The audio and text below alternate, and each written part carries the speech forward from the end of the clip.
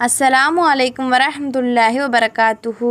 நம்முடைய 40 நாட்கள் 40 ஹதீஸ் தொடரில் இன்று வெற்றிகரமாக 24வது நாளில் அடியெடுத்து வைக்கிறோம்.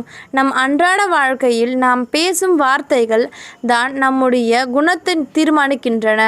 கோபத்திலோ அல்லது விளையாட்டாகவோ நாம் பிறரை திட்டும் ஒரு சிறிய வார்த்தை நம்முடைய மறுமை வாழ்க்கையை எப்படி பாதிக்கும் தெரியுமா?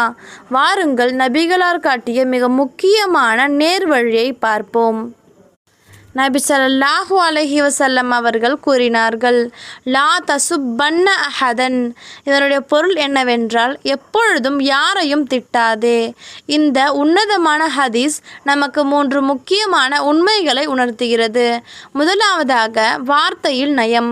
எப்போதும் பிறரிடம் அன்பாகவும் கனிவாகவும் பேசும் பழக்கம் ஒரு முக்மீனுடைய ஈமானை, அதாவது இறை நம்பிக்கையை மேலும் அழகுபடுத்துகிறது. நாவடக்கம் என்பது இறை நம்பிக்கையின் முக்கிய அடையாளமாகும்.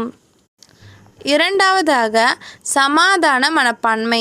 தீய வார்த்தைகளால் பிறரை திட்டுவது அவர்களின் மனதை ஆழமாக காயப்படுத்துவதுடன் அது மார்க்கத்தில் பெரும் பாவமாக கருதப்படுகிறது.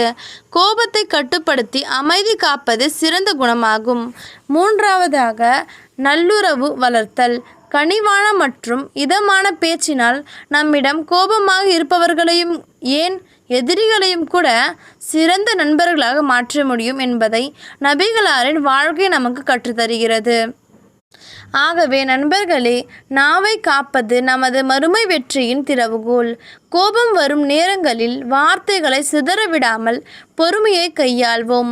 நம்முடைய பேச்சால் எவர் மனமும் புண்படாமல் பார்த்து கொள்வோம். இன்ஷா அல்லாஹ். எல்லாம் வல்ல அல்லாஹ் நமது நாவுகளை தீய வார்த்தைகளில் இருந்து பாதுகாத்து கனிவாக பேசும் நற்பண்பை நம் அனைவருக்கும் தந்தருள்வானாக. ஆமீன்.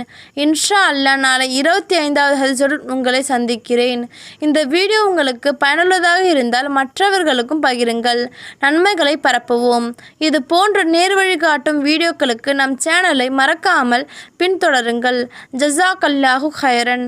அஸ்ஸலாமு அலைக்கும் வரஹ்மத்துல்லாஹி வபரகாத்துஹு.